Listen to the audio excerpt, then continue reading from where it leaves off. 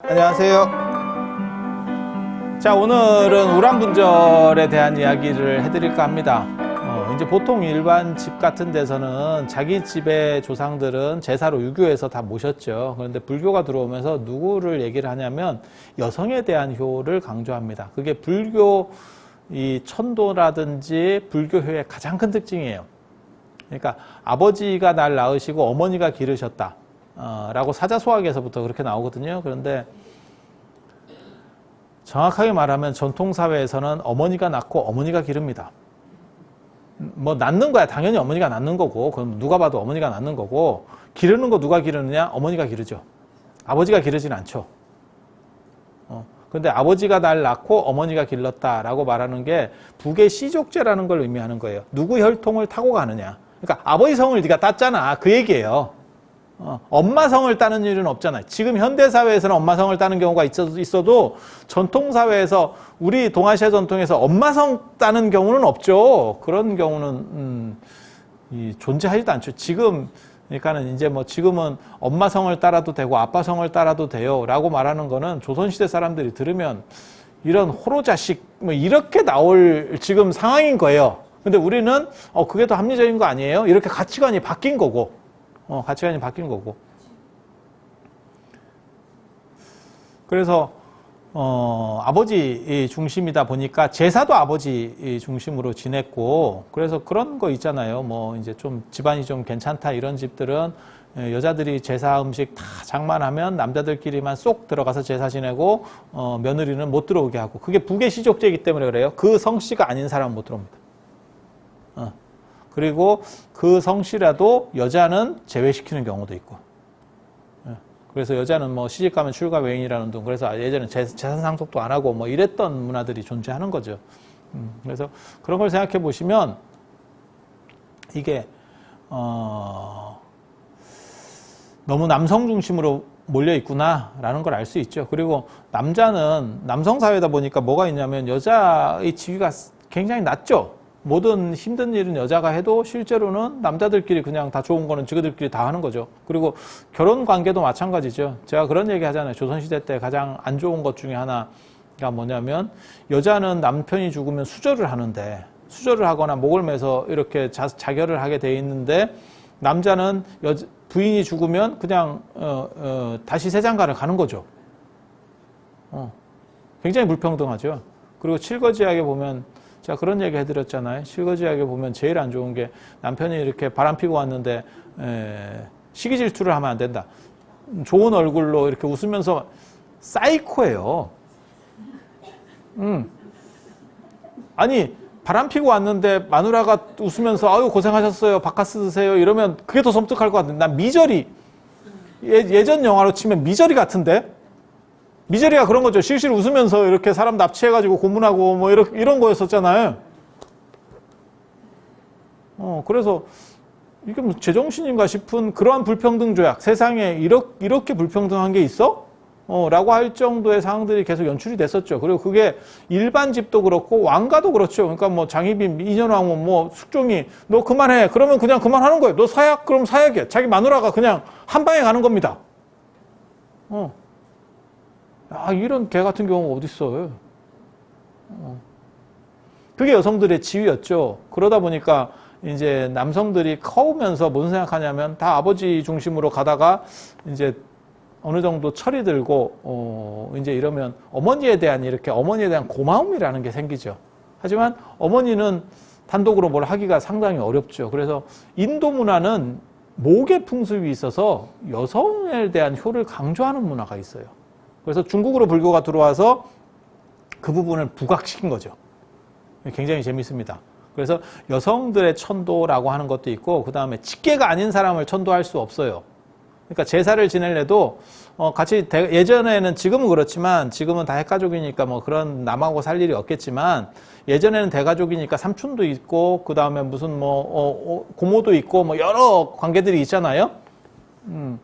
저희 집에도 그런 분이 있는데, 삼촌인데 뭐 한국전쟁 때인가 뭐 이렇게 돌아가신 분들이 있어요. 아니면 크다가 예전에 연탄가스 먹고 돌아가시고 뭐 사고로 돌아가시고 뭐 한참 장성했다가 돌아가시는 분이 있어.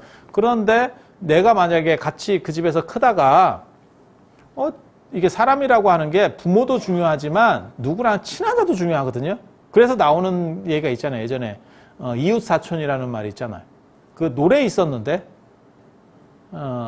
사촌도 이웃만은 못해요. 뭐 이러면서 그 예전에 노래 있었잖아요. 진짜 오래된 노래인데. 내가 왜 그런 걸 기억하지? 나 그런 거 기억하면 안 되는데. 난 블랙핑크 이런 거 기억해야 되는데. 나 너무 잘못된 걸 기억하는 것 같아. 나 그거 전에 들었는가 봐. 내가 기억한 거 아니야. 내가 기억한 거 아니야. 그 노래 누가 불렀어요? 오키? 오키 처음 들어보는, 나 모르는 사람이에요. 아무튼 그런 노래 있었잖아요. 그래서 사람이라고 하는 게 가까이 있는 사람하고 또 정이 들거든요. 혈통도 물론 중요하지만 가까이 있는, 그래서 요즘도 그런 거 있잖아요. 뭐 기러기 아빠 이런 거 오래 하다 보면 나중에는 서먹서먹해져가지고 이게 무슨 가족인가 뭐 이런 정도도 된다 뭐 이런 얘기 있죠. 뭐 그렇게도 되겠죠. 사람이 보는 정이라는 것도 있으니까. 그래서 그렇게 뭐 삼촌이라든지 누구랑 계속 이렇게 했다가 그분들이 돌아가시면 그분들은 결혼도 안 했기 때문에 제사 지내줄 사람이 없는 거예요. 그래서 그런 반계들을 아우르는, 그러니까 모계를 중심으로 해서 여자를 중심으로 해서 반계들을 다 아우를 수 있는 거로 천도를 시켜주는 게 우람분절입니다. 그러니까 북에 정확한 이렇게 직계로 내려가는 북에는 보통 제사에서 해소를 했고 유교의 제사에서 해소를 했고 그 다음에 모계하고 그런 반계들을 해소시켜주는 게 이런 우람분제예요. 그래서 우람분제 때는 원래는 그걸 중심으로 했는데 요즘은 이제 직계를 잘 안 하잖아요. 직계 조상이라도 딱 자기 위에만 하고 나머지는 싹 안 하잖아요. 그러니까 이제 같이 이제 엎어서 불교에서 같이 이제 제사를 하게 되는 그런 상황들이 연출이 되는 거죠. 그래서 우람분절은 천도제입니다. 거기서 제는 아이, 그리고 여러분이 집에서 지내는 제사는 어이, 기제사 할 때는 어이, 천도제 할 때는 아이.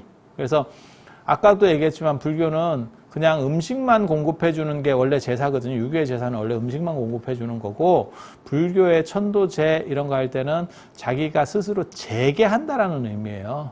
그래서 음식을 차려놓고 일단 드리고 나서 배고플 수도 있으니까 그 다음에 부처님의 경전을 잘 읽어드려서 그 사람이 스스로 각성해서 천도되는 거. 불교는 심판자가 없어요. 유신론수처럼 너가 맞고 너가 틀리고 이렇게 생각하는 게 아니에요. 그래서 스스로 자기가 각성해서 가는 겁니다. 그래서 돌아가신 분들에게 경전을 읽어드리는, 그래서 우람분절이라고 하는 게 그런 날이에요. 그래서 내 스스로도 이런 때 어떻게 보면 각성을 좀 하는 게 좋고, 죽어서 경전을 듣는 것보다 살았을 때 더 열심히 노력하면 더 좋겠죠. 미리미리 준비하면. 저도 그런 게 잘 안 되는데, 이게 다녀보면, 나 우산이, 몇 개가 있는지를 모르겠네. 우산 진짜 많은데. 나 우산 공장 같아. 그거 다 중국 우산밖에 없어요. 좋은 우산도 없고. 왜냐하면 갑자기 비가 오면 저는 운전면허도 없고 차가 없으니까 갑자기 비가 오면 우산을 길에서 그냥 삽니다. 그러면 이게 보통 때 중국에 1,000원에 팔거든요.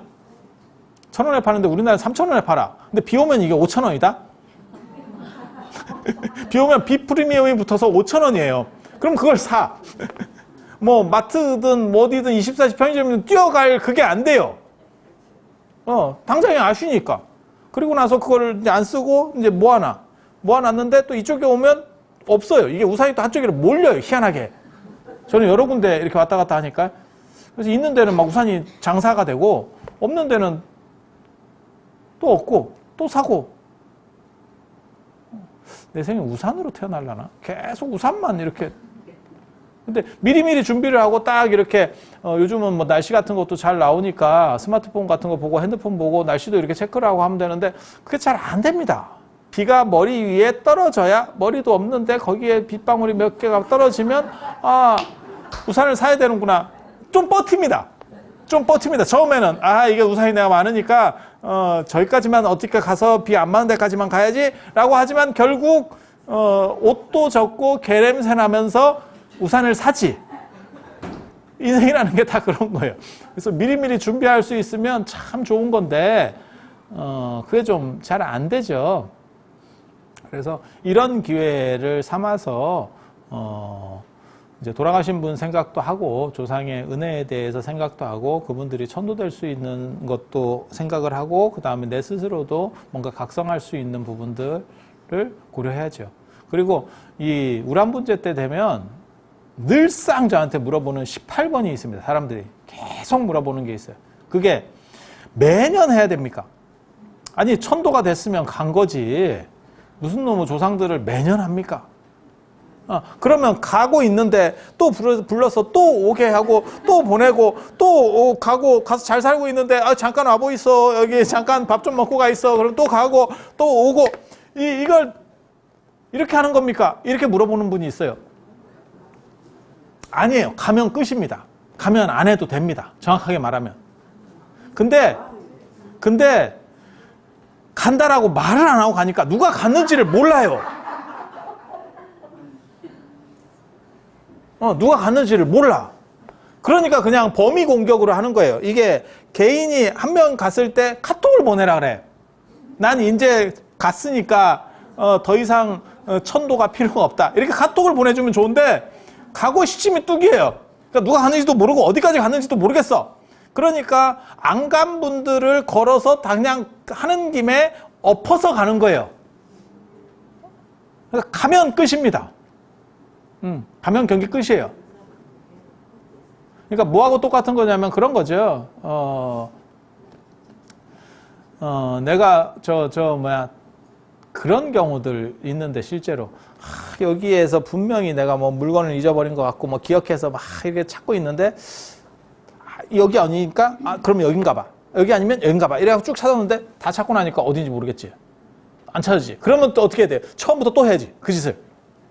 에이 이러면서 뭐 그런 거랑 비슷하다고 생각하시면 돼요. 그래서 어딘지 정확하게 누구까지 갔는지만 알면 좋지. 모르면 큰 돈 안 드니까 그냥 하는 거죠.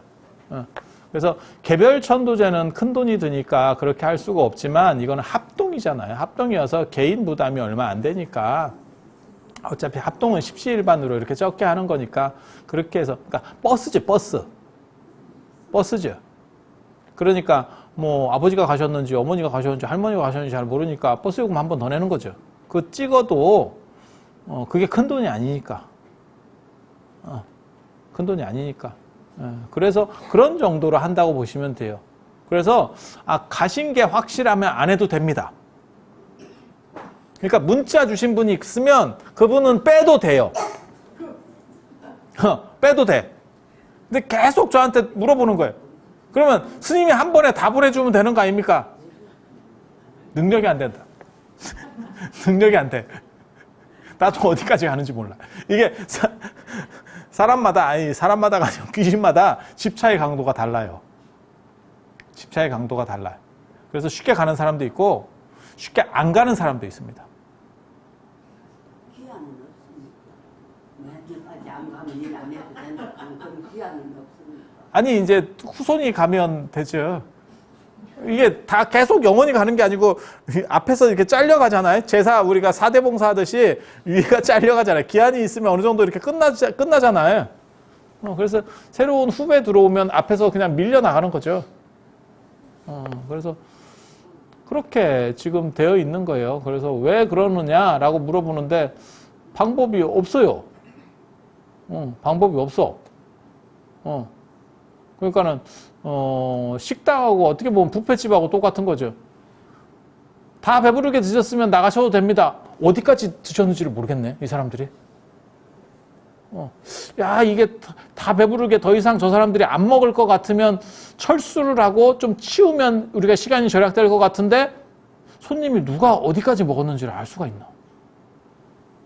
함부로 손을 못 대죠. 그러니까 제가 여러분들에게 가르쳐 드리는데 여러분들은 가실 때 카톡을 보내라는 거. 나 갔습니다. 나 갔습니다. 이렇게. 그게 상도덕인데 저 어른들이 옛날 분들이라서 카톡을 몰라. 카톡을 몰라. 그래서 지금 못 보내고 있는 거야. 그래서 못 보내고 있어. 그래서 그렇다고 와서 얘기해주면 더 무섭지 않아요? 계속 귀에다가 이렇게 야, 나 갔어. 야, 나 간다. 계속 이렇게 약간 썩어가면서 계속 옆에서 계속 귀에서 얘기해줄까? 그거보다는 한 번 더 하는 게 안 낫겠어요? 그래서 딱 그런 정도라고 생각하시면 돼요. 그래서 왜 계속 보내놓고 또 합니까? 라고 하는데 그거는 알 수가 없으니까. 알 수가 없으니까 큰 돈 안 드는 상황에서 알 수 없으면 그냥 좋은 게 좋은 거라고 아마 이것만 그러는 게 아니고 주변에 다른 일들도 대부분 그렇게 우리가 처리를 합니다. 큰 손해 나는 거 아니면 내가 조금 그냥 이렇게 해서 이렇게 좋게 처리하지 뭐 이렇게 이런 정도 딱 가신다고 보시면 돼요. 그래서 오늘은 우란분절에 대한 기본적인 이야기들 그리고 이 우란분절이 어떻게 보면 불교적으로는 가장 히트 상품입니다. 동아시아로 와서 그래서 이 명절할 때 이 절자 이 절기할 때 이 절자인데 이 명절할 때 이 절자가 들어가면 최고라고 보시면 돼요. 최고라고 보시면 돼요. 그래서 불교에는 이 절자 들어가는 건 딱 2개밖에 없어요. 원래는 부처님 오신 날 불탄절, 석탄절 하다가 어감이 너무 안 좋아가지고 하나는 불이 절타고 하나는 석탄이 뭐 이래가지고 너무 어감이 안 좋아서 부처님 오신 날로 바꿨는데 원래는 그 절, 그 다음에 우란분절, 그리고 또 절자를 쓸까 말까 하는 정도가 성도제일. 그래서 성도도 절의 의미로다가 좀 들어갈까 말까 하다가 빠졌고 지금 불교에서는 어떻게 보면 투톱 체제입니다. 그래서 부처님 오신 날과 더불어서 이 우란분절 이 두 개만 절자 들어 나머지는 제1이에요.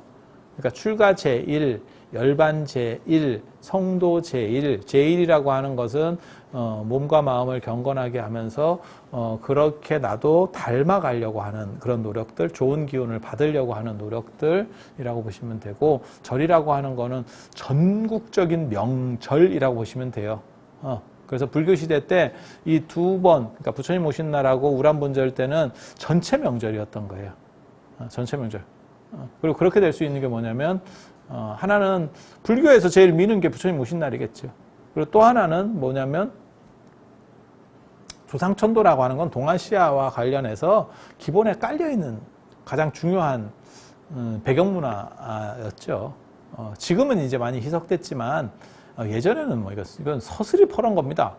진짜 조상을 잘못 모신다는 둥 뭐 이러면 그 집에서 완전히 날아갑니다. 요즘은 진짜 시절이 좋아가지고 저한테도 물어보는 게 외국 가서 차례 지내도 돼요? 뭐 이런 거 물론 뭐 방법을 제가 가르쳐는 드리지만 그런 걸 물어보지만 여러분 어렸을 때 안 그러면 여러분 시어머니가 그 시어머니한테 그런 걸 얘기했으면 아웃입니다. 그건 그냥 경기 끝나는 겁니다. 그리고 감히 물어볼 수도 없죠. 그런 걸 어디 물어봐. 그거는 진짜 집 나갈 생각하고 인생 끝낼 생각하고 이제 가는 거지. 막장이지, 막장. 정상적인 집에서는 불가능하죠. 근데 지금은 시절이 그만큼 많이 바뀐 거죠. 그래서 예전에는 이게 명절일 수 있었던 거는 그런 시절이었으니까 조상 천도한다 이러면 그건 다 명절급이 될 수밖에 없었고 지금과는 달라졌다라는 정도 해서 오늘 마치고 나중에 또 제가 이 우란분절과 관련된 이야기를 해드릴게요. 자, 그러면 이상 마치도록 하겠습니다. 예, 들어줘서 감사합니다.